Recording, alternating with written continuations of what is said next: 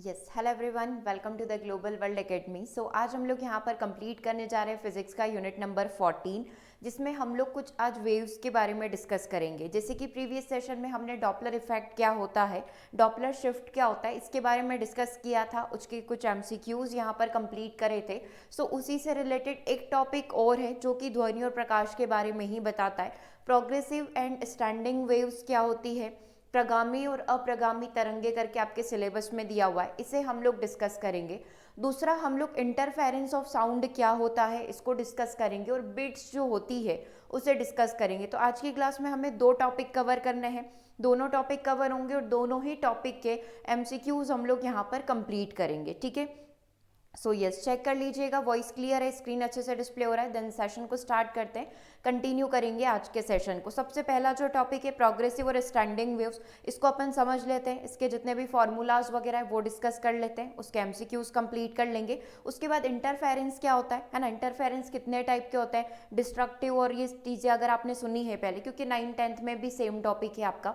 Then beats क्या होता है उसको अपन समझेंगे। ठीक है, और बात की जाए कोर्सेज की, तो कंप्लीट कोर्स आप सभी के लिए अवेलेबल है। कंप्लीट कोर्स को आप यहाँ पर ज्वाइन कर सकते हैं। 40 डेज का क्रैश बैच है, इसमें आपको कंप्लीट क्लासेस, लाइव क्लासेस यहाँ पर प्रोवाइड की जाएगी। ठीक है, प्रैक्टिस सेट्स रहेंगे और टेस्ट सीरीज इसके अंदर इंक्लूड रहेगी। ओके, और कोई भी डाउट आता है देन आप ऐप के थ्रू कनेक्ट कर सकते हैं। हिंदी में यदि इस टॉपिक का नाम देखना है, सिलेबस में लिखा हुआ है प्रगामी और अप्रगामी तरंगे, that is progressive and standing waves. और दूसरा है ध्वनि का व्यतिकरण और विस्पंदन क्या होता है, इंटरफेरेंस ऑफ साउंड क्या होता है, और बीट्स यहाँ पर क्या होती है। और डॉपलर इफेक्ट को आप ऑलरेडी डिस्कस कर चुके हैं। सो वन बाय वन करके हर एक टॉपिक को स्टार्ट करते हैं। अब इनके नाम ऐसे है ना कि इंग्लिश में तो एक ही नाम है। ठीक है, इंग्लिश में तो अधिकतर हर चीज़ का एक ही नाम होता है, लेकिन हिंदी में इनके 2 से 3 नाम बन सकते हैं। तो इंग्लिश वालों को तो कोई दिक्कत नहीं है, इंग्लिश वालों को इंग्लिश वाला नाम याद रखना है, लेकिन हिंदी वाले नाम भी याद रखेंगे और ट्राई करेंगे कि इंग्लिश वाला नाम जो है इनका वो याद रहे। है ना, ये चीज़ क्यों कही जा रही है, क्योंकि हिंदी मीडियम वालों को इसमें बहुत दिक्कत आती है।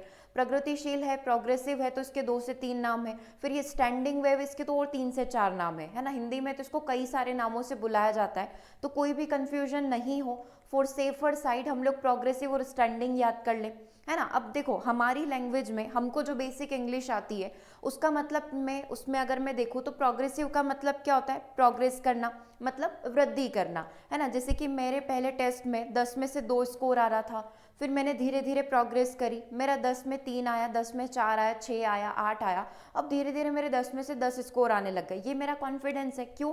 क्योंकि मैंने मेहनत करी, मैंने रिविजन करा।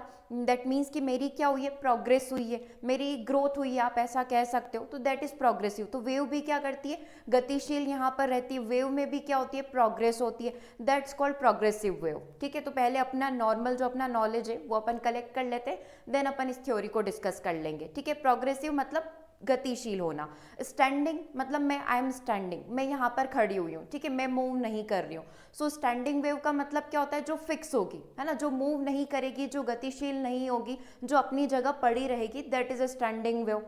ठीक है, तो 2 मीनिंग समझ में आ गए, प्रोग्रेसिव गतिशील होना, स्टैंडिंग फिक्स होना, स्थायी होना। ठीक है, अब इसको आप डेफिनेशन के साथ पढ़ो, क्या थोड़ा सा भी क्लिक कर रहा है ना, डेफिनेशन के साथ क्या कहना चाह रहे हो। सो बेसिक अगर आप वेव्स की ही बात करो, तरंगों की ही बात करो, तो वेव्स, तरंगे हमारी ज़िंदगी में बहुत इंपॉर्टेंट रोल प्ले करती है। चाहे वो ध्वनि हो, चाहे वो प्रकाश हो, दोनों ही अपने आप में वेव है और दोनों ही आपकी ज़िंदगी का अहम हिस्सा है। ठीक है, तरंगे की व्यापक समझ को विकसित करने के लिए इसे हमने 2 भागों में बांटा हुआ है। एक हमारा प्रगतिशील है, ठीक है, प्रोग्रेसिव है, और दूसरा हमारा स्टैंडिंग है। तो सिंपल सी बात है कि हम लोग अगेन जैसे डॉपलर में बात कर रहे थे, हम लोग यहाँ पर भी ध्वनि और प्रकाश के बारे में बात करेंगे। अब है ना, यहाँ पर जब आप ध्वनि को बोल रहे हो तो आप इसको 2 भागों में बांट सकते हो, प्रगतिशील और स्थिर में बांट सकते हो, प्रोग्रेसिव में बांट सकते हो और स्टैंडिंग में बांट सकते हो।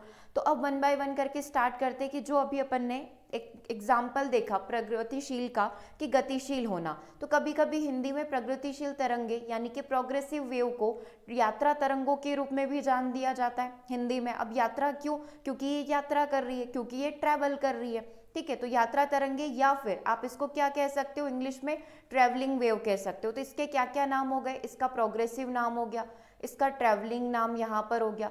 इसको ऐसे देखोगे तो आप प्रगतिशील यहाँ पर कह सकते हो, हिंदी में आप नाम याद रख सकते हो प्रगतिशील, और कभी कभी ट्रांसलेशन करने में उसको यात्रा तरंग कह देते हैं, ठीक है। तो ये 4 नाम हो गए इसके। सो यात्रा तरंगों के रूप में भी इसे जाने वाली प्रगतिशील तरंगे बिना माध्यम को हिलाए ऊर्जा को एक बिंदु से दूसरे बिंदु तक लेकर जाती है, ठीक है। माध्यम जो है वो वैसा ही रहेगा, माध्यम कभी भी मूव नहीं करेगा।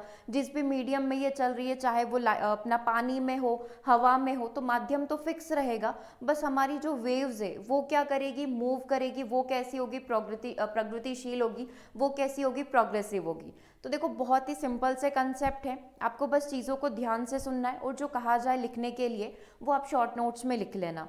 तो इसके पहले चारों नाम लिख लो, प्रोग्रेसिव, प्रगतिशील, और हमारा क्या हो जाएगा, ट्रांसफर या ट्रैवलिंग वेव्स आप इसको कह सकते हो, ठीक है। ट्रैवलिंग वेव या फिर यात्रा तरंग कह सकते हो। तो बेसिकली माध्यम के मूव किए बिना यहाँ पर ऊर्जा को एक बिंदु से दूसरे बिंदु तक ट्रांसफर किया जाता है। एग्जाम्पल, रियल एग्जाम्पल ले लो। जब किसी पत्थर को तालाब में फेंका जाता है तो बनने वाली तरंगों की कल्पना करें, किस प्रकार से वेव्स यहाँ पर क्रिएट होती है, ठीक है।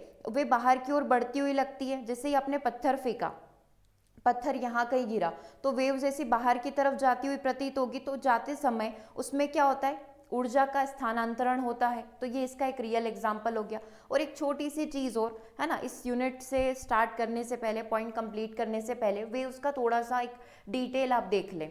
आपको पता है ये क्रिस्ट यहाँ पर होता है। क्रिस्ट मतलब समझते हो, जैसे कोई भी वेव हमने बनाई तो ये जहाँ तक मैक्सिमम ऊपर जा सकती है उसको हम लोग श्रृंग कहते हैं। हिंदी में तो श्रृंग कहते हैं, इंग्लिश में से क्रिस्ट कहते हैं, ठीक है। और जितना डीप जा सकती है ना, इसका जो नेगेटिव पॉइंट होता है उसको हम लोग ट्रॉफ, या फिर हिंदी वाले क्या बोलते हैं, इसको गर्त बोलते हैं। तो ये इसका श्रृंग हो गया, ये पॉइंट इसका गर्त हो गया, ये श्रृंग हो गया, ये जहाँ पर जाकर एंड होगी वो इसका क्या हो जाएगा, गर्त हो जाएगा। ये जितनी हाइट ले सकती हो, जितना ऊपर जा सकती हो, ये उसका क्या कहलाता है, आयाम कहलाता है। ये उसका क्या कहलाता है, एम्पलीट्यूड यहाँ पर कहलाता है, ठीक है। एंगल के टर्म्स में अभी थोड़ी सी देर बाद भी बात कर लेंगे, क्योंकि इसको एंगल में भी समझना जरूरी है। ये 90 डिग्री, ये 180 डिग्री, यहाँ पर 270 डिग्री, और ये 360 डिग्री का एक पूरा वेव फॉर्म है ना। जहाँ से शुरू किया था, ये पॉजिटिव नेगेटिव होते हुए खत्म कर लिया, तो ये एक पूरा वेव है। फिर ये दूसरा वेव यहाँ से स्टार्ट होगा, ठीक है। तो एंगल के टर्म्स में थोड़ा सा बाद में बात करेंगे जब हमें इसकी जरूरत लगेगी। अब भाई जस्ट वेव का बेसिक सीख लो।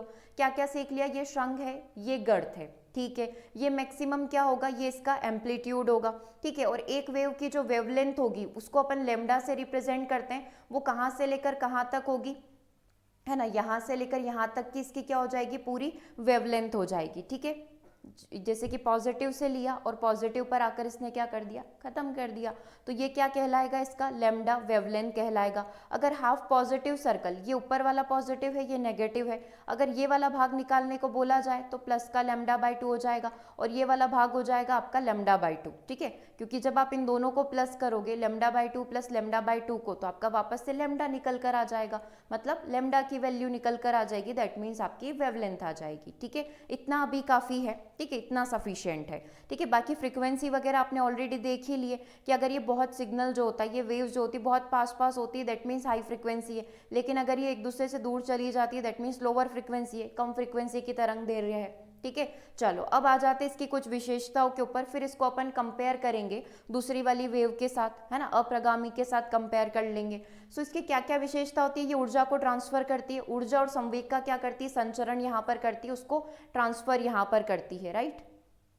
पहला पॉइंट क्लियर हो गया, कोई डाउट है तो आप पूछते रहना साथ के साथ, ठीक है। दूसरा होता है दिशात्मक गति। तो इनके प्रसार की एक स्पष्ट दिशा होती है, मतलब ये एक फिक्स डायरेक्शन में जाएगी, मतलब इनके पास दिशा होती है, इनको पता होता है कि हमको कहाँ पर जाना है, ठीक है। जो स्रोत से माध्यम के अन्य भागों की ओर गति करती, सोर्स से निकली है अपने डेस्टिनेशन तक पहुंच ही जाएगी, क्योंकि ये गतिशील है, मतलब गति करके इसको क्या करना है, अपनी एग्जाम को क्लियर करना है। तो ये भी अपने कहाँ तक पहुंचेगी, मंजिल तक पहुंचेगी, ठीक है। जैसे कि हवा में चलने वाली ध्वनि तरंगे, है ना, हवा में ध्वनि तरंगे चल रही है, आपके कानों तक रीच करेगी। पानी की सतह पर चलने वाली जो लहरें हैं, पानी की सतह पर जो लहरें होती है, उसको भी आगे कहीं डेस्टिनेशन तक, नदी तक, समुद्र तक पहुंचना होगा, ठीक है। तो ये सब क्या है, प्रगतिशील है, जो लगातार कंटिन्यूअस क्या करती रहेगी, गति करती रहेगी। अब आ जाता है व्हाट इज अप्रगामी तरंगे, व्हाट इज स्टैंडिंग वेव, है ना। तो प्रगतिशील तरंगों के विपरीत हमारी स्थिर तरंगे होती है। है ना। अब ये स्थिर तरंगों को अप्रगामी बोला जाता है। प्रगामी मतलब जो गतिशील है, ठीक है, अप्रगामी जो कि फिक्स है, ठीक है। तो ये सब इसी के नाम है, तो आप नाम लिख लो। अप्रगामी तरंग है, स्टैंडिंग वेव है, ठीक है। और क्या क्या बोल सकते हैं, स्टेशनरी भी कह सकते हैं क्योंकि वो तो फिक्स है। स्टेशनरी मतलब फिक्स होना, जो मूवेबल नहीं होगी, यानी कि जो ना तो यात्रा करती है और न ही प्रसारित यहाँ पर होती है। ये तब बनती है जब एक ही आवृत्ति की दो तरंगे विपरीत दिशा में चलते हुए एक दूसरे को हस्तक्षेप कर दे, एक दूसरे को डिस्टर्ब यहाँ पर कर दे। परिणामी जो तरंगे होगी ये हमेशा स्थिर प्रतीत होती है, अर्थात ये दोलन करती रहती है, लेकिन एक स्थान से दूसरे स्थान तक प्रसारित नहीं होगी। मतलब इनमें डेफिनेटली ऑसिलेशंस तो होगा, बट ये मूव नहीं कर पाएगी। देखो, इसको अपन थोड़ा सा समझने की कोशिश करते कि एक्चुअल में ये सिचुएशन बनती कैसे है। मतलब आप खुद इमेजिन करो कि ऐसा कोई पॉसिबल है क्या कि तरंग तो है बट वो चल नहीं रही है, बट वो फिक्स है, तो ऐसा नहीं होता है। एक्चुअल में यहाँ पर जो सिचुएशन हो रही है ना, वो क्या हो रहा है, जैसे कि एक तरंग जा रही है, ठीक है, वो अपने हिसाब से मान लो ये वही वाली तरंग है, प्रगामी तरंग है, जो कंटिन्यूस यहाँ पर मोशन में है, ये कंटिन्यूस गतिशील है। बट क्या हुआ कि इसी के साथ ना कोई दूसरी फ्रीक्वेंसी, इसी सेम फ्रीक्वेंसी की एक तरंग और आ गई, है ना। उसने इसको क्या कर दिया, पूरा डिस्टर्ब कर दिया। इसकी फ्रीक्वेंसी जितनी थी, इस वाली की भी फ्रीक्वेंसी क्या हो गई, उतनी ही हो गई। यानी कि एक ही फ्रीक्वेंसी की दो तरंगे विपरीत दिशा में, जैसे कि ये अपना ऊपर श्रृंग पर जा रही थी, ये नीचे से आ गई, ये ऊपर जा रही थी तो फिर ये ओरिजिनल नीचे होगी। तो दो तरंगों ने एक दूसरे को क्या कर दिया है, इंटरफेयर यहाँ पर कर दिया है, ठीक है। दो तरंगों ने एक दूसरे को क्या कर दिया है, कैसी होना चाहिए, सेम फ्रीक्वेंसी की होना चाहिए। इन केस ये सेम फ्रीक्वेंसी की नहीं होती तो हो सकता है ये थोड़ा सा छोटी होती, ये बड़ी होती, तो फिर वेव क्या हो जाती है, अपनी पूरी डिस्टर्ब हो जाती। आपको साउंड जो आता वो बहुत ही ज़्यादा खड़खड़ खड़खड़ ऐसा कुछ साउंड आता, राइट। टीवी में, रेडियो में आपने सेट करा होगा बहुत सारी बार फ्रीक्वेंसी को। बेसिकली हम जो उसका नॉब घुमाते हैं, हम लोग क्या कर रहे होते हैं, फ्रीक्वेंसी सेट कर रहे होते हैं, ठीक है। तो हर रेडियो सिग्नल जो आपका चैनल चलता है, हर एक अलग अलग फ्रिक्वेंसी पे यहाँ पर काम करता है, ताकि सिग्नल एक दूसरे के साथ मिक्स नहीं हो जाए, क्रॉस नहीं हो जाए, वो एक दूसरे को इंटरफियर नहीं करे, वो एक दूसरे को हस्तक्षेप नहीं करे, ठीक है। तो देखो, हमारा जो अप्रगामी तरंगे बनती है वो कैसे बनती है, जब दो वेव्स जो कि सेम फ्रिक्वेंसी की होगी एक दूसरे के साथ इंटरफियर करना स्टार्ट कर देती है।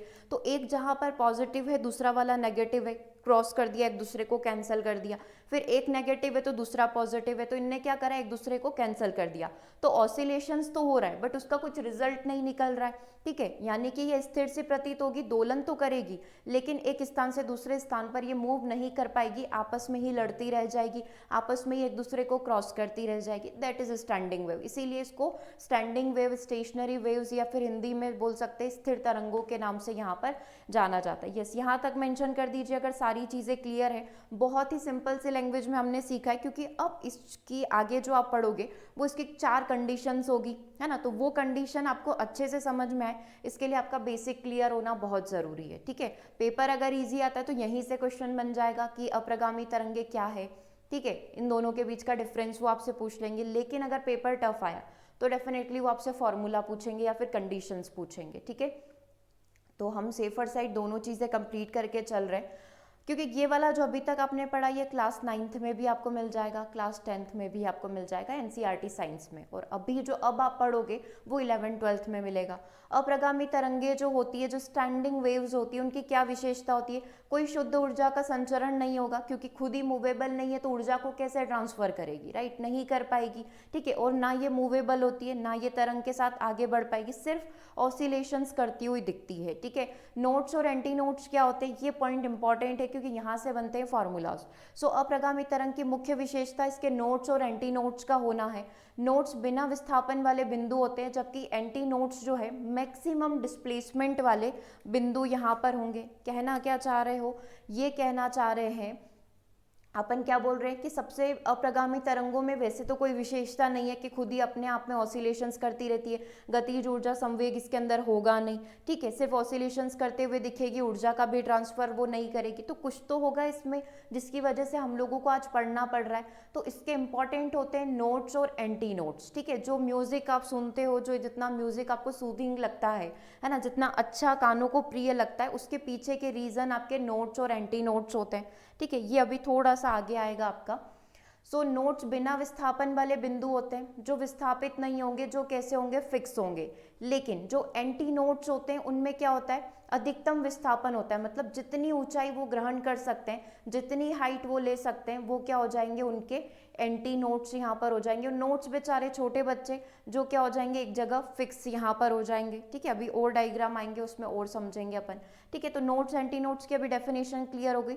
नोड्स बिना विस्थापन वाले बिंदु होंगे, जबकि एंटी नोड्स अधिकतम विस्थापन वाले बिंदु हो जाएंगे। जैसे इसमें अगर आपको कोई कह दे कि नोड्स कौन है, तो ये पॉइंट आपका नोड हो गया। एंटी नोड कौन हो गए, ई, जी और एच आपके कौन हो गए, एंटी नोड हो गए। इसको आप चाहे तो पी नाम दे दो, पी आपका क्या हो गया, नोड यहाँ पर हो गया। ठीक है, अब इनका जो निर्माण होता है, कंस्ट्रक्शन जो होता है, वो कैसे होता है।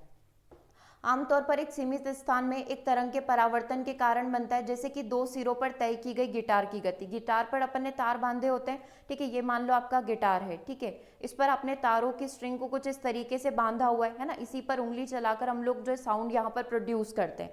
तो उसमें हमने क्या कर रखा है, फिक्स कर रखा है कि जो भी मूवमेंट होगा वो इन्हीं दो पॉइंट के बीच में होगा, ऐसे है ना। तो ये तरंगे कैसी हो गई, ये फिक्स हो गई, इनमें ऑसिलेशंस हो रहा है, लेकिन इनको जाना कहीं नहीं है, वहीं के वहीं खड़े रहना है ना। तो इस तरीके से ये तरंगे यहाँ पर निर्मित होती है। ठीक है, तो चलिए अब थोड़ा सा इंपॉर्टेंट हो जाती है हमारे लिए स्टैंडिंग वेव्स। ठीक है, कैसे। अप्रगामी तरंगे सामान्यतः एक ही आवृत्ति वाली दो तरंगों के बीच में हस्तक्षेप के कारण यहाँ पर बन रही है। कोई भी दो तरंगे जो कि सेम फ्रीक्वेंसी की है, अगर उनमें इंटरफेरेंस यहाँ पर हो रहा है तो क्या बनेगी, हमारी प्रोग्रेसिव वेव्स बनेगी। जैसे कि एक वेव इधर से जा रही थी, किसी और भाई साहब ने क्या करा, सेम फ्रीक्वेंसी की वेव उधर से भी भेज दी, तो इस तरीके से क्या होगा कि इसमें इंटरफेरेंस हो गया, हस्तक्षेप हो गया और हमारी स्टैंडिंग वेव्स यहाँ पर क्रिएट हो गई। ठीक है, अब जो इंटरफेरेंस होगा, जो हस्तक्षेप हुआ है, तो उससे कुछ फायदा होगा, तभी तो हमने इसको काम में लिया। तो क्या क्या फायदे हो सकते हैं, सबसे पहले तो यहाँ पर रिफ्लेक्शन होता है। ठीक है, कैसे होता है वो अभी थोड़ा सा समझते हैं हम लोग। ओके, यहाँ तक तो सारी चीज़ें क्लियर है, बेसिक था, नया कुछ भी नहीं था, सिर्फ बेसिक चीज़ें थी। ठीक है, सो जब कोई तरंग किसी सीमा या अवरोध से परावर्तित हो जाती है, जैसे कि हमने दो तार को, एक को यहाँ से और एक को यहाँ पर, ये सोर्स हो गया, ये इसका डेस्टिनेशन हो गया, तो हमने क्या करा, एक तार को बांध रखा है। ठीक है, तो इसको जाना यहीं तक है, फिक्स चीज़ है इसके पास है। ठीक है, एक लिमिट है इसके पास। तो जब कोई तरंग किसी सीमा या अवरोध से परावर्तित होती है तो उसकी तरफ आने वाली तरंगों में हस्तक्षेप उत्पन्न होगा। उदाहरण के लिए एक तार के नीचे चलती हुई तरंग एक निश्चित छोर पर पहुंचकर वापस परावर्तित हो जाएगी। कैसे परावर्तित हो जाएगी, आप यहाँ पर समझें।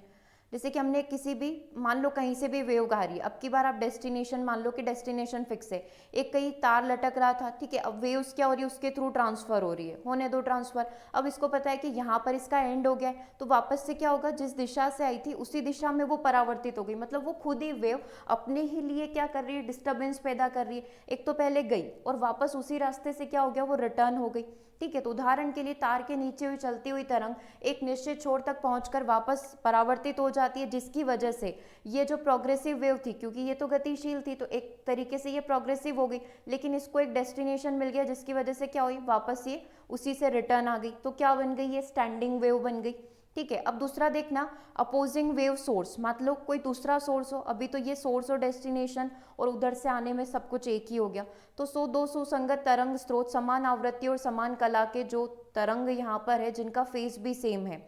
ठीक है, ये आप ले लो, इन दोनों का फेज भी सेम है, दोनों की फ्रीक्वेंसी भी सेम है, एम्पलीट्यूड यहाँ पर सेम है। इस प्रकार से रखे जाते हैं कि वे एक दूसरे की ओर तरंग को भेज रहे हैं, एक उधर से भेज रहा है, एक इधर से भेज रहा है, जिससे अप्रगामी तरंगे उत्पन्न हो जाती, क्योंकि उनकी तरंगे परस्पर व्यतिकरण को यहाँ पर उत्पन्न कर देगी। ठीक है, क्लियर, यहाँ पर इंटरफेयर कर देगी, एक दूसरे को डिस्टर्ब यहाँ पर कर देगी। ओके, चलो यहाँ तक क्लियर हो गया। आगे देखो, नोड और एंटी नोड क्या होते हैं, वही जो अभी आपने पढ़ा था उसी को वापस से समझना है। So anti nodes and nodes of a standing wave, node और एंटी नोड हमेशा ध्यान रखना, स्टैंडिंग वेव जो होती है ना, उसी के अंदर बनते हैं। मतलब हम हिंदी में क्या बोलेंगे इसको, अप्रगामी तरंगे जो होती है, जो स्थिर होती है, जो स्टेशनरी होती है, जो फिक्स होती है, उसमें नोड और एंटी नोड्स बनते हैं। सो क्या पूछ रहे थे अपन, antinodes and nodes of a standing wave are the result of superimposition of a progressive waves.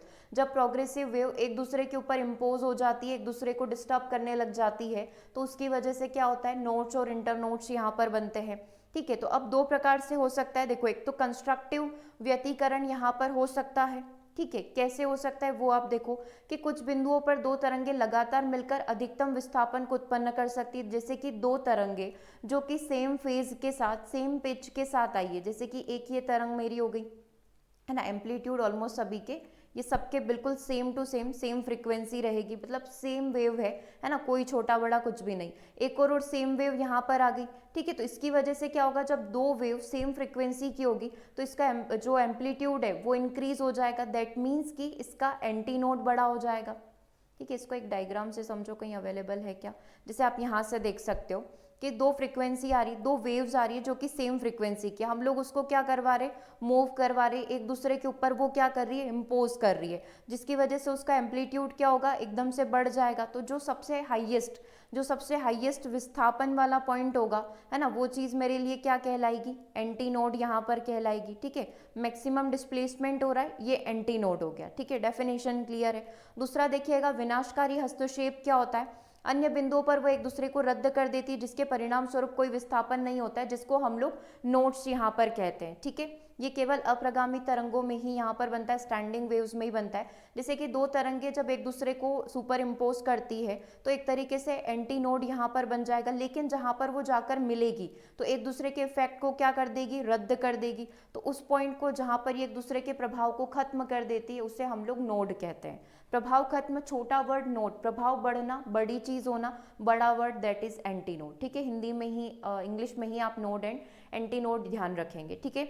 सो ये टॉपिक का बेसिक आपका एंड हो रहा है, तो बेसिक में जो भी पढ़ा एक बार फटाफट से रिवाइज कर लो, फिर इसके आगे की थोड़ी सी एडवांस चीजें हम लोग डिस्कस करेंगे, ठीक है। देखो सबसे पहला पॉइंट क्या बोल रहा है, एनर्जी का मूवमेंट कैसा होता है, प्रगतिशील लहर दैट मीन्स प्रोग्रेसिव वेव, ठीक है। ये हिंदी और इंग्लिश दोनों वालों के लिए। स्थायी तरंग यानी कि स्टैंडिंग वेव।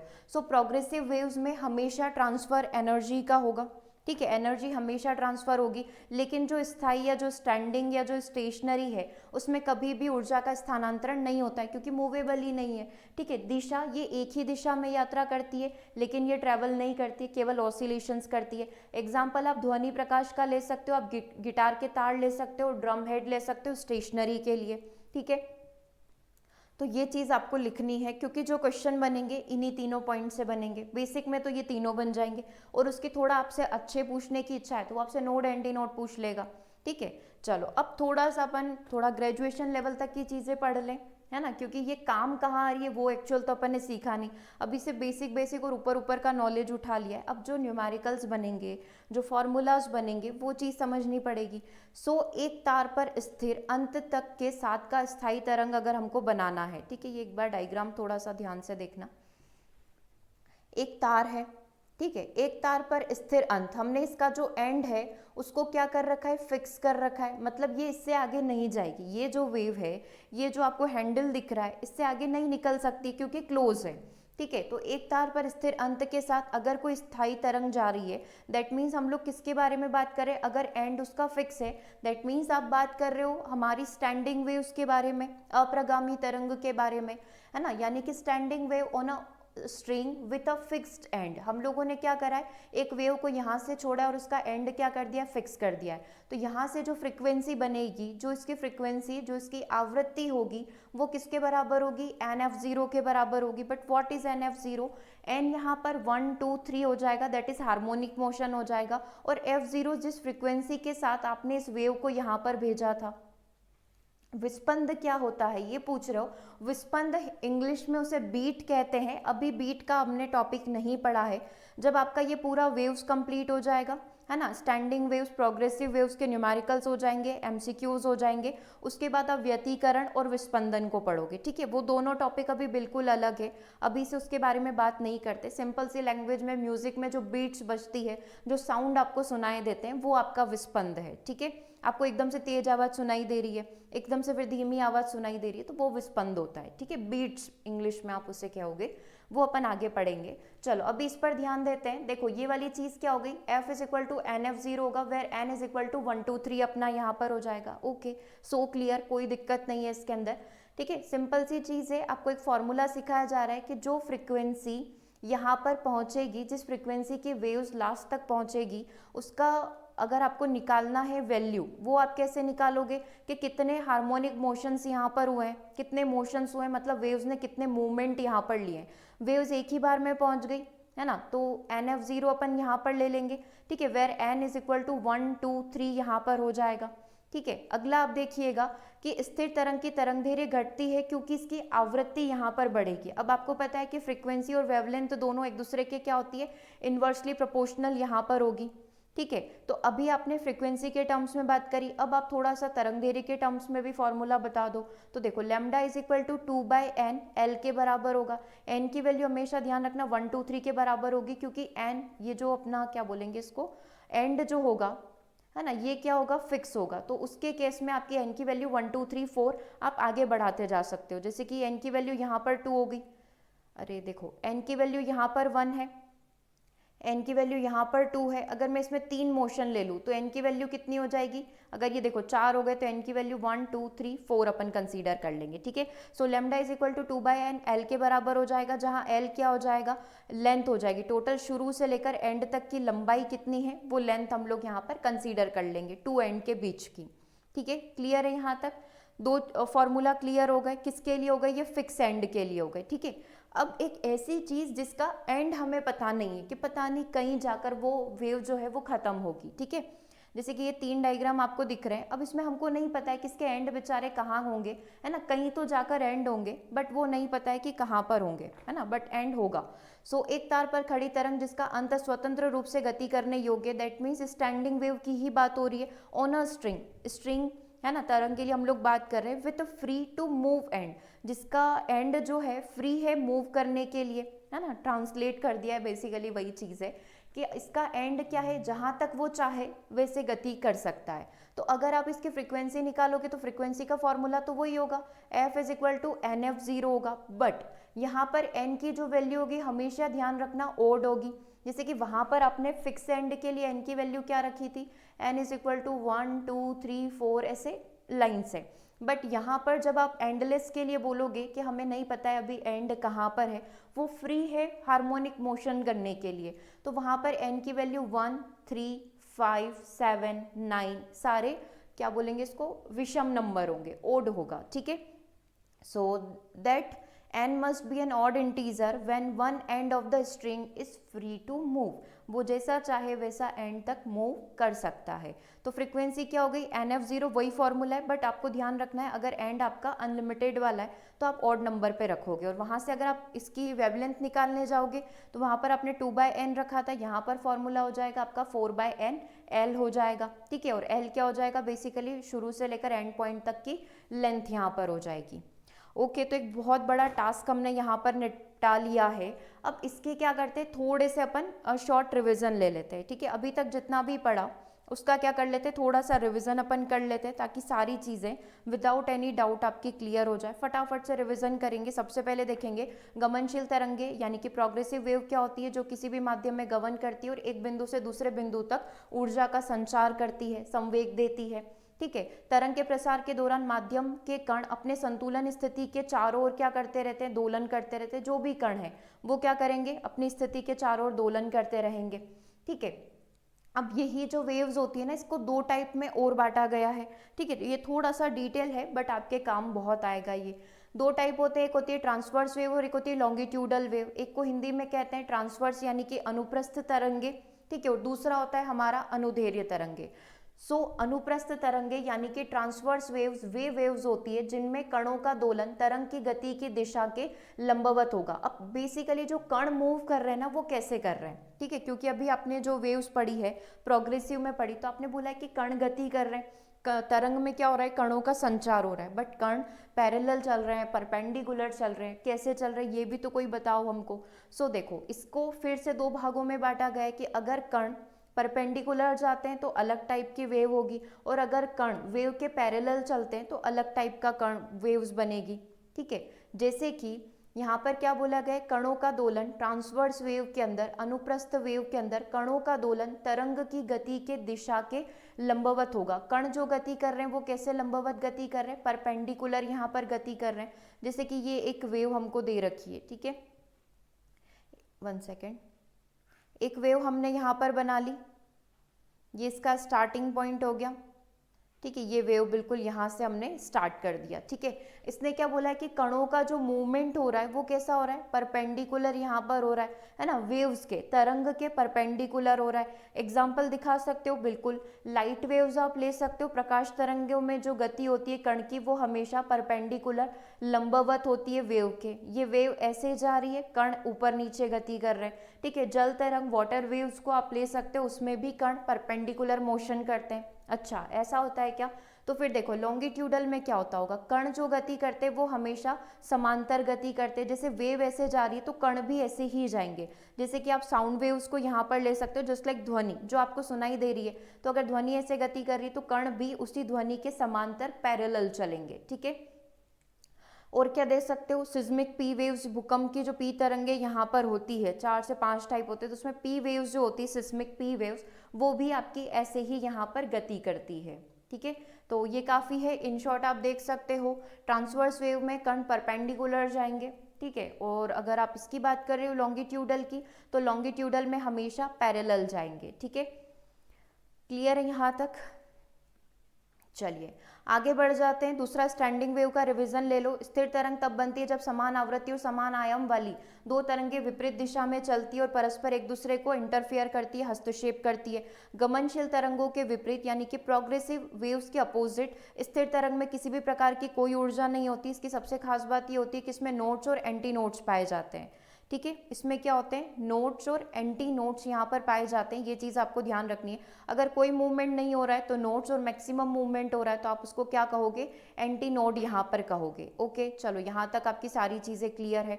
एग्जाम्पल दे सकते हो क्या स्टैंडिंग वेव्स का? तो गिटार के तारों का दोलन, बंद या फिर खुले पाइप में जो अनुनाद यहाँ पर होता है, रेजोनेंस होता है, वो आपके इसके एग्जाम्पल्स हो जाएंगे। ठीक है, अब ट्राई कर लेते कि इतना जो कुछ आपने पढ़ा है थोड़ा बहुत भी आपको कुछ समझ में आया क्या, तो वो इस क्वेश्चन से आप प्रूफ करके दिखाओगे। ठीक है, जैसे कि क्वेश्चन बोल रहा है which of the following is a characteristic of a progressive wave. Progressive wave की क्या विशेषता हो सकती है, इसमें ऊर्जा स्थानांतरित नहीं होती है। नहीं, हम तो ये पढ़ रहे थे कि जो प्रोग्रेसिव वेव्स है वो ऊर्जा और संवेग को क्या करती है, स्थानांतरित करती है। माध्यम के कण का दोलन नहीं करती है। दोलन तो दोनों में होता है, ऑसिलेशन तो दोनों में होता है, प्रोग्रेसिव में भी और स्टैंडिंग में भी। ये ऊर्जा को एक स्थान से दूसरे स्थान तक पहुंचाती है, बिल्कुल पहुंचाती है। ये दो तरंग के हस्तक्षेप के कारण बनती है, नहीं, हस्तक्षेप के कारण तो हमारी स्टैंडिंग वेव बनती है। So this is wrong, only C is correct. क्या ये पहला क्वेश्चन समझ में आया है ना? यस कर दीजिए, पहला समझ में आ गया, क्योंकि ऐसे कई सारे क्वेश्चंस हैं जो कुछ अभी अपन करेंगे, बाकी सब आपको टेस्ट में देखने को मिलेंगे। ठीक है, टेस्ट रेडी हो रहे हैं, जल्दी आप इन सबके टेस्ट भी लगाओगे। In a standing wave the points where no movement occur. अब एक स्टैंडिंग वेव की बात हो रही है, जहाँ पर कोई भी मूवमेंट नहीं होगा उसे किस नाम से जाना जाएगा, नोड के नाम पे। और जहाँ पर मैक्सिमम मूवमेंट होगा उसे किस नाम से जाना जाएगा, एंटी नोड के नाम से जाना जाएगा। अब देखो इसमें ये तो बेसिक सी चीज़ थी कि नोड और एंटी नोड तो आपको पहले से क्लियर हो गए। अब इसमें ना थोड़ा लेंथ निकालने का, इसकी वेवलेंथ निकालने के लिए भी पूछा जाता है, तो यहीं से सीख लो। जैसे कि एक एंटी नोड से अगला जो एंटी नोड शुरू होगा उसके बीच की जो लेंथ, यदि अपन को लेमडा दे रखी है ना, मान लो क्वेश्चन में दे रखा है कि एंटी नोड की जो वेवलेंथ है वो कितनी है, लेमडा है, तो बताइए नोड की वेवलेंथ कितनी होगी। तो देखो बिल्कुल अपन अपने हिसाब से समझते हैं। जैसे कि अगर मैं इसको कंसीडर करूँ तो इसका आधा हिस्सा और इसका आधा हिस्सा, मतलब कहीं ना कहीं इस वाले हिस्से को मैं यहाँ ले जाकर चिपका दूँ तो क्या हो गया, मेरा यहाँ से लेकर यहाँ तक की क्या हो गई, पूरी वेव क्रिएट हो गई। एक पूरी वेव क्रिएट हो गई यहाँ से लेकर यहाँ तक की। अब अपन ने जो एंटी नोड को कंसीडर किया है वो यहाँ से यहाँ तक किया है ना, मतलब एक पूरी वेव हो गई है, शुरू से लेकर वापस शुरू हो जाना, यहाँ से अगली वेव आपकी स्टार्ट हो जाएगी। तो एक पूरी जो क्या बोलेंगे इसको, वेव हो गई, वो लेमडा हो गई। और अगर आपको सिर्फ नोड की लंबाई पूछिए तो आप क्या कर सकते हो, लेमडा का आधा कर सकते हो, है ना। लेमडा का आधा क्या हो जाएगा, आपका नोड की वेवलेंथ हो जाएगी। ठीक है, क्लियर है। बेसिकली अगर आप इसको λ/4 करके भी कंसीडर करोगे तो भी आपका आंसर आ जाएगा, क्योंकि एक पूरी वेवलेंथ की जो लंबाई होती है शुरू से लेकर एंडिंग तक की, वो लेमडा होती है, मतलब यहाँ से लेकर यहाँ तक की। अगर आप इसका आधा करोगे तो ये λ/2 हो जाएगा, ये λ/2 हो जाएगा, इससे भी आप समझ सकते हो। अब यहाँ पर अगर हमसे और इसका भी आधा करोगे तो ये λ/4 हो जाएगा, ये λ/4, ये λ/4, इसका आगे का λ/4 हो जाएगा। ये बेसिकली वेव्स की वैल्यू निकालने के लिए काम आता है। ठीक है, तो अभी अपन ने क्या बोला था, 2 एंटी नोड की बोला था, मतलब एक वेव को आधा कर लिया और अगली वेव जो आधी है उसके बीच की लेंथ निकालनी थी। तो आपको लेमडा दे रखा है, लेमडा का आप आधा कर लेंगे, that is lambda by 2। Okay, ये आगे और न्यूमेरिकल आएंगे, वहाँ और क्लिक करेगा आपको कि क्या पूछना चाह रहा है। चलिए, second node, anti node. Okay, चलिए अगला देखिएगा, निम्नलिखित में से कौन सी अनुप्रस्थ तरंग का उदाहरण है, कौन सा एक ट्रांसवर्स वेव यहाँ पर हो सकता है जो परपेंडिकुलर चलता है। तो लाइट वेव यहाँ पर परपेंडिकुलर चलती है, वाटर वेव परपेंडिकुलर चलती है, सिस्मिक वेव यहाँ पर हो गई, और हमारी जो ये हो गई ध्वनि वाली हो गई है ना, वो सब कैसी होती है हमारी, इसके जस्ट अपोजिट वाली हो जाएगी, लॉन्गिट्यूडल यहाँ पर हो जाएगी, अनुधेर्य यहाँ पर हो जाएगी। ठीक है, आपको ये वर्ड सुना सुना क्यों लग रहा होगा, क्योंकि यूनिट 12 में जब आप यंग मापांक गुणांक निकाल रहे थे, है ना, पॉइजन रेशियो आप निकाल रहे थे, तो वहां पर आपने ये सारी चीजें पढ़ी थी, अनुधेर्य विकृति, अनुप्रस्थ विकृति, है ना, ये सारी जो वर्ड्स है ये आपने वहां पर भी समझे हुए हैं। ठीक है, तो वहां पर भी वही था, अपन ने एक सिलेंडर लिया था, उसकी लेंथ और चौड़ाई वाला जो है उसका रेशियो अपन निकाल रहे थे अनुप्रस्थ से अनुधेर्य का, राइट। चलिए, तो ये वही वाला क्वेश्चन है क्या, स्थिर तरंग में दो लगातार नोट्स अपने ये आ गए, इन दोनों के बीच की दूरी ये लेमडा है, तो इसका आधा कर दोगे तो ये क्या हो जाएगा, लेमडा बाई 2 हो जाएगा, अभी जस्ट आपने पढ़ा, राइट। अगला क्वेश्चन देखिएगा, स्थिर तरंग के बारे में कौन सा कथन यहाँ पर सत्य होगा, स्थिर तरंग को लेकर कौन सी चीज यहाँ पर ट्रू है। अब तो सारी चीजें आपको पता चली गई, ऊर्जा को एक स्थान से दूसरे स्थान तक पहुंचाएगी, नहीं पहुंचा सकती, क्योंकि ये प्रोग्रेसिव वेव करेगी। इसमें नोट्स, इंटर नोट्स होते हैं, बिल्कुल होते हैं। माध्यम के कण सभी समान आयाम से दोलन करते हैं, नहीं, ये किस में करते हैं, प्रोग्रेसिव में करते हैं, है ना। और हमारी जो स्टैंडिंग है उसमें तो आयाम ही अलग अलग होगा, तभी इंटरफेरेंस होगा। ये एकल गमनशील तरंग द्वारा बनाई जाती है, एकल गमनशील से केवल प्रोग्रेसिव बनती है। यहाँ पर 2 तरंगे हो सकती है या फिर वही रिवर्स ऑर्डर में आ सकती है। ठीक है, चलिए क्वेश्चन नंबर 6 देखिएगा, ये कौन सा टॉपिक है ऐसा, ये यूनिट नंबर 14 है। यूनिट नंबर 14 में लास्ट का 3rd नंबर का टॉपिक चल रहा है आपका, लास्ट जो आपका यूनिट का सिलेबस का डॉपलर इफेक्ट है उससे 3rd नंबर का ये टॉपिक है। ठीक है, यूनिट 14, प्रकाश और ध्वनि। अनुधेर्य तरंग में वे क्षेत्र के कण जहां पर कण पास पास होते हैं, अनुधेर्य तरंग की अपन बात कर रहे हैं। अब इसमें क्या हो रहा है, कण काफी पास पास स्थित है, अनुधेर्य तरंग की बात हो रही है। ठीक है, कण काफी पास पास स्थित है तो उसे कंप्रेशन कहा जाएगा। ठीक है, और कण काफी दूर दूर स्थित है तो उसे क्या कहा जाएगा, विरलन कहा जाएगा। अभी एक डायग्राम से आपको समझा देंगे। और क्रिस्ट क्या होता है, किसी भी वेव को जो सबसे मैक्सिमम हाइट ले सकती है, सबसे ऊंचाई, वो उसका श्रृंग होगा, शिखर आप कह सकते हो। और नीचे वाली जो चीज होगी नेगेटिव साइड पर, वो उसका ट्रॉफ या फिर गर्त यहाँ पर हो जाएगा। ठीक है, जैसे अभी अपन ने ये लॉन्गिट्यूडल के अंदर ही ये वाली चीज देखी थी, एक बार उस डायग्राम से ही क्लियर कर लेते हैं। ये वाला डायग्राम विजिबल हो रहा है अच्छे से, तो देखो कण जब बहुत पास पास होंगे दैट मीन्स कंप्रेशन होगा, और कण जब बहुत दूर दूर होंगे दैट मीन्स उनमें क्या होगा, विरलन होगा। जैसे कि आपने कोई भी म्यूजिक देखा होगा, आप गाने सुनते हो फोन पर, तो उसकी जो बीट्स आती है ना, उसमें भी आपने देखा होगा कि जब कोई सिंगर गा रहा है तो कण कैसे होंगे, पास पास होंगे, लेकिन जब कोई ट्यून बज रही होगी पीछे से, कोई बैकग्राउंड म्यूजिक बज रहा होगा लाइक, तो उस समय जो आपकी वेव्स निकलती है वो इस टाइप की निकलती है ना। तो यहाँ पर क्या है, कणों के बीच में दूरी है, जब कोई बोल रहा है जस्ट लाइक मैं बोल रही हूँ तो कण कैसे बिल्कुल पास पास है ना, साउंड वेव है, कण काफी पास पास है। अब मैंने आपको आंसर करने को बोला है, मैं आपसे धीरे धीरे कुछ पूछ रही हूँ, है ना, तो उसमें कणों के बीच की दूरी क्या हो जाएगी, इंक्रीज हो जाएगी। तो बेसिकली ये कंप्रेशन और रिफ्रैक्शन यहाँ पर होता है, हिंदी में इसको संपीडन और विललन आप यहाँ पर कह सकते हो। ठीक है, क्लियर है यहाँ तक। चलो, कहाँ तक पहुंच गए थे अपन, संपीड़न हो गया था। एक क्वेश्चन और कर लो आप इसका, जिसमें ये पूछा गया है, क्या पूछा गया है कि गमनशील तरंगे, ये हमारी प्रोग्रेसिव वेव है, लेमडा की दूरी पर स्थित 2 बिंदुओं के बीच का जो कोणीय अंतर होगा वो क्या कहलाएगा। अब इसने बोल दिया कि लेमडा के बीच की दूरी, अब हमें ये तो पता दो कि लेमडा है क्या। लेमडा वेवलेंथ है जो स्टार्टिंग से लेकर एंडिंग तक, मतलब एक वेव फॉर्म क्या होता है, जहां से शुरू किया आप उसको खत्म करो, है ना। आपने पॉजिटिव से शुरू किया था तो अगला जो स्टार्ट होगा वो पॉजिटिव तक होगा, तो यहाँ से लेकर यहाँ तक की जो लेंथ होगी उसे अपन लेमडा कहेंगे। बेसिकली ये इसकी क्या हो जाएगी, वेवलेंथ हो जाएगी। तो अभी इसने क्या करा है, सिर्फ क्वेश्चन में पूछा है, ये डायग्राम सिर्फ आपके समझने के लिए रखा हुआ है। ठीक है, तो गमनशील तरंग में लेमडा कहाँ से कहाँ तक हो जाएगा, यहाँ से लेकर यहाँ तक हो जाएगा। 2 बिंदुओं के बीच का जो कोणीय अंतर होगा, एंगल जो होगा वो टोटल कितने का होगा, तो यहाँ से लेकर यहाँ तक के एंगल को आप काउंट करोगे दैट इज 360 डिग्री का होगा। क्योंकि अगर आप इसको ऐसे भी बनाओगे तो जहाँ से इसने शुरू किया है वहाँ से ही एंड होगा, जस्ट लाइक अ सर्कल। एक सर्कल की तरह आप इसको कंसीडर कर सकते हो, यहाँ से आप शुरू किए थे यहाँ पर ही एंड हो गए। एक सर्कल में टोटल कोण बनता है वो 360 डिग्री का बनता है, ठीक है। अगर आप आधा सर्कल घूमते हो तो आप क्या बोलते हो, 180 डिग्री का कोण बन रहा है, तो आधी वेवलेंथ होगी तो वो 180 डिग्री हो जाएगी, आधी और होगी तो वो 360 डिग्री हो जाएगी। इसके 4 टुकड़े कर दो, हर एक टुकड़ा कितने का होगा, 90 डिग्री का होगा। तो सेम वेव के लिए होगा, जैसे कि मैं इस टुकड़े को उठाकर नेगेटिव वाले को इसी के नीचे रख दूँ तो सर्कल बन जाएगा, राइट। तो 90 के कितने टुकड़े हो गए, 4 टुकड़े हो गए, ठीक है। तो ये देखो, ये 90 फिर ये 90 है ना, ये 90 के 4 हो गए। एक जो पॉजिटिव वाला होगा वो 180 डिग्री का होगा, नेगेटिव वाला -180 डिग्री का होगा, ठीक है। क्लियर है, चलो ओके। तो पूरा एंगल पूछा था, टोटल 360 डिग्री का आपका एंगल बन जाएगा। चलिए, जो भी आपने विस्पंदन पूछा था, तरंग स्पंदन पूछा था, वो अब अपना टॉपिक स्टार्ट हो रहा है। सो ध्वनि का व्यतिकरण एवं विस्पंदन या फिर तरंग स्पंदन क्या होता है, इसको स्टार्ट कर देते हैं, ठीक है। आप एक बार पहले खुद से डेफिनेशन पढ़ लो और पीछे अभी तक जो भी पढ़ा इसमें कोई डाउट है तो वो मेंशन कर दो।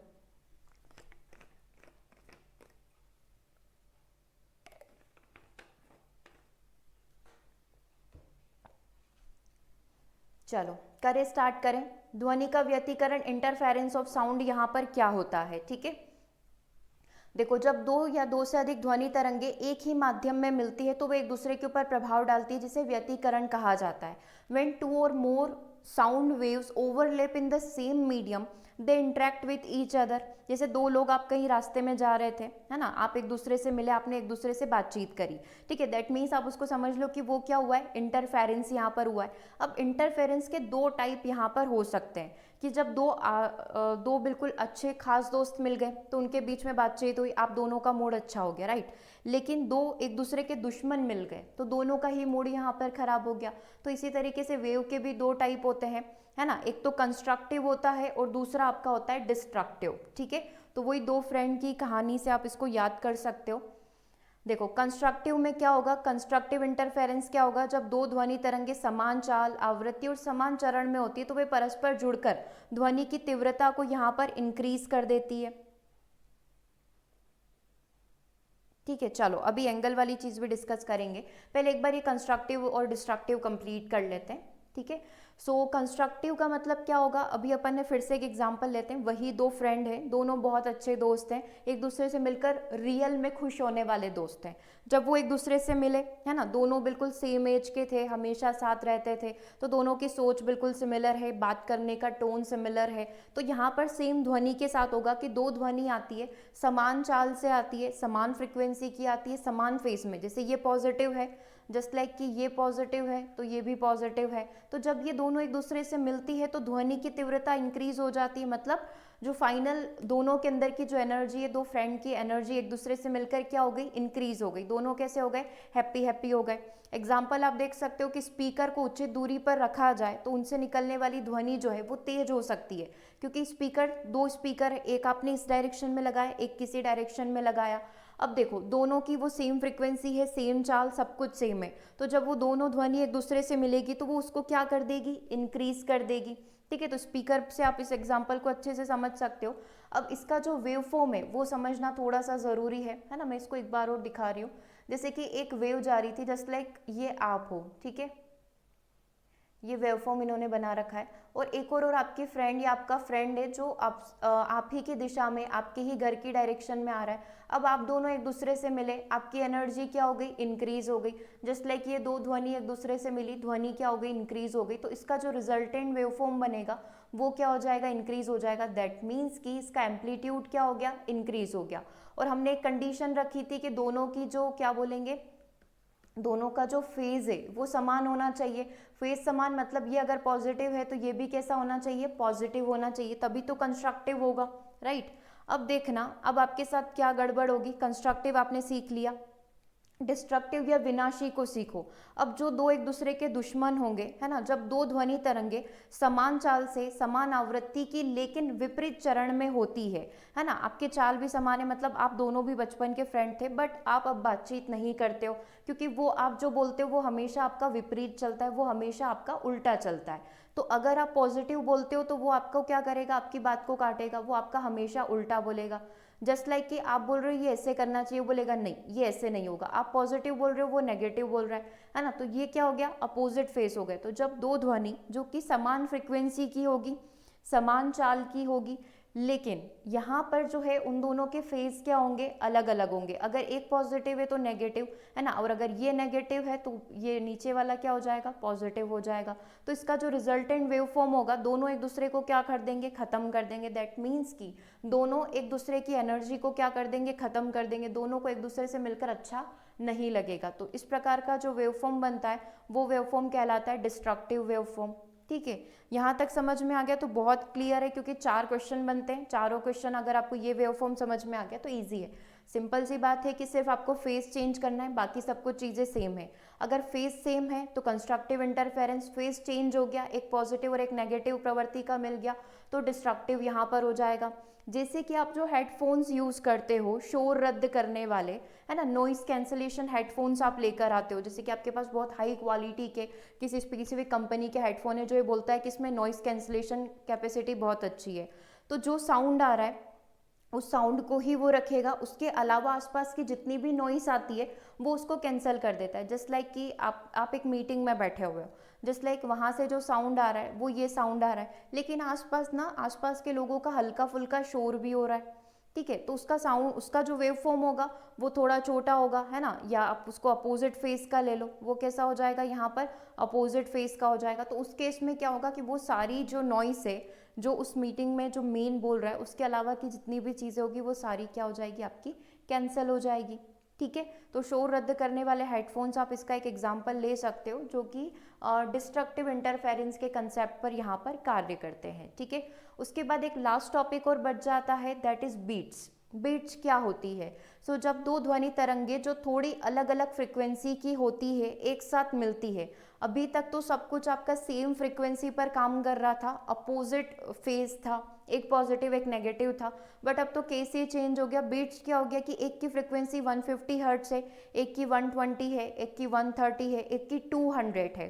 ठीक है, तो जब दो ध्वनि तरंगे जो थोड़ी अलग फ्रिक्वेंसी पर काम करती है, जब वो एक साथ मिल जाती है तो समय समय पर आपको तेज ध्वनि भी सुनाई देगी और धीमी ध्वनि भी सुनाई देगी। इसको बीट्स कहा जाता है। जस्ट लाइक अरिजीत सिंह के गाने यहाँ पर बज रहे हैं, तो अरिजीत सिंह जो बोल रहा है उसकी एक फ्रिक्वेंसी है, पीछे जो बैकग्राउंड म्यूजिक बज रहा है कभी बहुत स्लो बज रहा है तो उसकी एक फ्रिक्वेंसी कम होगी, कभी एकदम हाई टोन आ गई तो उसकी फ्रिक्वेंसी ज़्यादा होगी। तो जब ये चीज़ें आपस में मिलती है, जब ये अपोजिट अलग अलग फ्रिक्वेंसी के साउंड आपस में मिलते हैं तो उसको हम लोग बीट्स यहाँ पर कहते हैं। ठीक है, so when two sounds waves of slightly different frequencies interfere, the sound alternates between loud and soft। तो आपको कभी सॉफ्ट साउंड कभी लाउड साउंड सुनाई देगा, तो इसी को क्या कहा जाता है, बीट्स कहा जाता है।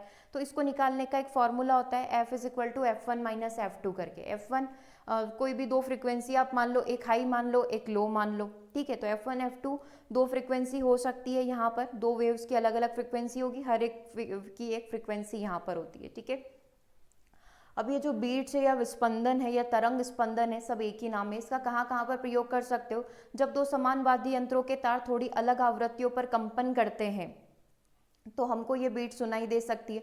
जैसे गिटार ले लिया है तो हमने उसकी फ्रिक्वेंसी थोड़ी अलग अलग सेट कर रखी है, मतलब उसके तार को कुछ आपने इस प्रकार से सेट कर रखा है। वाद्य यंत्रों की जो ट्यूनिंग यहाँ पर करवाई जाती है उसमें भी हम लोग बीट्स का प्रयोग करते हैं कि ये थोड़ा तेज आवाज़ देगा, ये थोड़ा कम यहाँ पर देगा। तो यहाँ पर म्यूजिकल इंस्ट्रूमेंट की जो सेटिंग की जाती है, उनकी जो बीट सेट की जाती है वो ऐसे ही सेट करी जाती है, एक हाई एक लो फ्रिक्वेंसी एक मिडल फ्रिक्वेंसी, इस तरीके से। ठीक है, तो इन दोनों के बीच में भी डिफरेंस देख लो, बीट्स इतना ही है, सिर्फ वही फॉर्मूला याद रखना है कि बेसिकली जो बीट्स बनता है वो फ्रिक्वेंसी के डिफरेंस पर बनता है, दो अलग अलग फ्रिक्वेंसी के डिफरेंस पर बनेगा। एक बार और आप डिफरेंस देख लो, फिर अपन एमसीक्यू स्टार्ट कर देते हैं। व्यतिकरण जो होता है, दो या दो से अधिक तरंगों का अध्यारोपण यहाँ पर हो सकता है।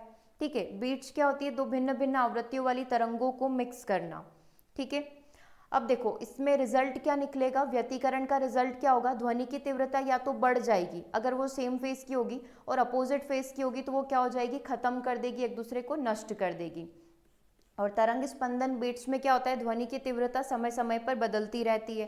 ठीक है, प्रकार में आप देख सकते हो कंस्ट्रक्टिव और डिस्ट्रक्टिव व्यतिकरण यहाँ पर होता है। तरंग स्पंदन का कोई टाइप नहीं होता है, केवल बीट्स बनाई जाती है फ्रीक्वेंसी के डिफरेंस पर।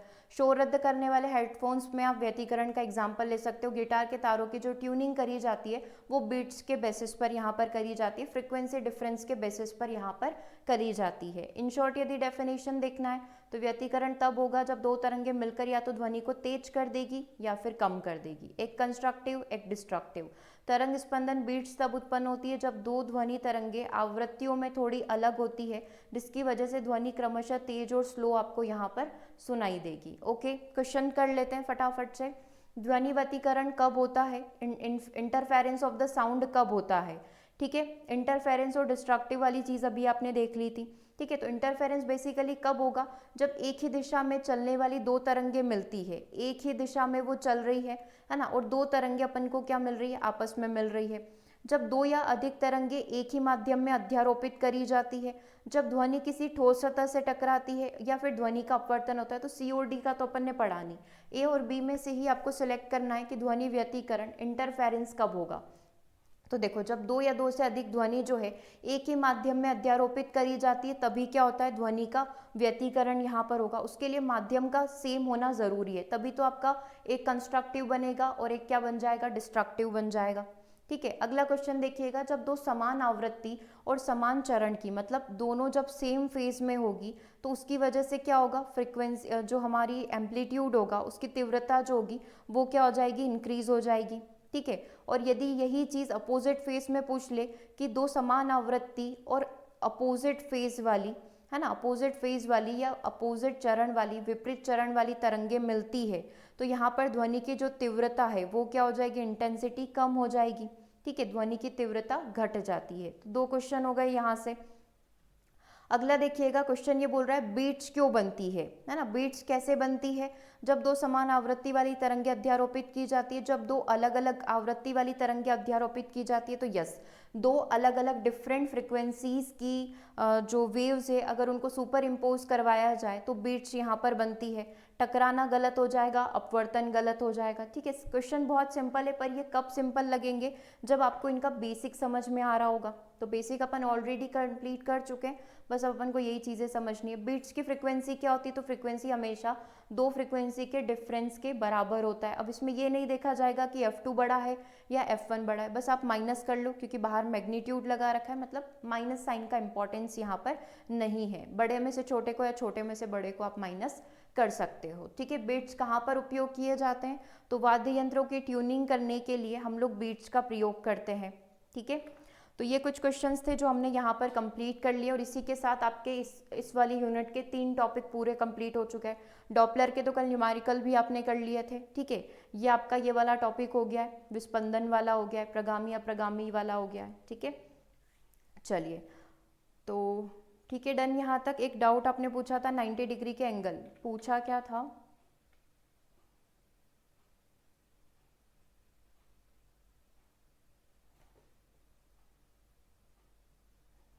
एंगल अपन ने वेव्स के लिए ही लिया है, simple, just you can see here. हम लोग जो है इसको 360, एक वेवफॉर्म जो मूव करती है, जहाँ से शुरू कर रही है वहाँ एंड हो रहा है, तो अपन इसको टोटल 360 डिग्री मान रहे हैं। आई थिंक आपने यही पूछा है ना। अगर आप इसका आधा कर दोगे तो 360 का आधा कितना हो जाएगा, 180 डिग्री। तो इसका जो पॉजिटिव फेज होगा वो प्लस 180 डिग्री का हो जाएगा, और इसका जो नेगेटिव फेज होगा वो माइनस 180 डिग्री का हो जाएगा। ठीक है, अब इसका भी अगर बोल दे कि हमको तो केवल इस वाले नोट का केवल हाफ वैल्यू निकालना है, तो ये कितना होगा, ये आपका 90 डिग्री के 4 सेक्शन हो जाएंगे, 90 90 90 एंड 90। ठीक है, अब इसने बोला था कि यहाँ पर क्या पूछा गया है कि तरंगदैर्घ्य लैम्डा जो होती है, बेसिकली एक पूरी वेव की जो वेवलेंथ होगी वो लैम्डा होगी। ठीक है, तो इसके बीच का जो एंगल होगा, इसके बीच का जो कोण का जो डिफरेंस होगा वो कितना होगा, मतलब यहाँ से शुरू कर रहे हो और यहाँ पर आप एंड कर रहे हो तो हमेशा 360 डिग्री होगा। जैसे कि अगर मैं इसी को वापस से आगे बढ़ा दूँ, है ना, वापस से अगर मैं यही चीज़ करूँ कि यही वेव आगे कंटिन्यू हो रही है, मान लो यहाँ तक अपना 0 डिग्री से आपने स्टार्ट करा है, 360 डिग्री हो गया, ये आगे भी बढ़ा। ठीक है, तो इसके और इसके बीच का डिफरेंस 360 माइनस 0 आप कर दोगे तो यही चीज़ वापस से आ जाएगी। ठीक है, तो एंगल का जो डिफरेंस होगा वो आपको ऐसे निकालना है, 360 minus 0 degree, that is 360 degree. ठीक है, हमेशा बराबर ही होगा, लैम्डा 360 डिग्री के बराबर ही होगा। ओके, क्लियर है यहाँ तक? तो ओवर करें क्लास को, बाकी आप सभी व्हाट्सएप ग्रुप से जुड़ जाइए, ऐप को डाउनलोड करके रख लीजिए ताकि टेस्ट लगाओ तब एट और टाइम आपको रैंक यहाँ पर शो हो जाए। ठीक है, रैंक भी शो होती है कि सबसे हाईएस्ट स्कोर किसने किया, आपने किस क्वेश्चन में कितना टाइम लिया, है ना, कितने क्वेश्चन आपने गलत किए, आपका वीक पॉइंट क्या है, वो सारी चीज़ें आपको एनालिसिस हो जाता है, टेस्ट में मिल जाता है। ठीक है, तो उसके अकॉर्डिंग आप अपनी प्रिपरेशन को और अच्छा कर सकते हो। ओके।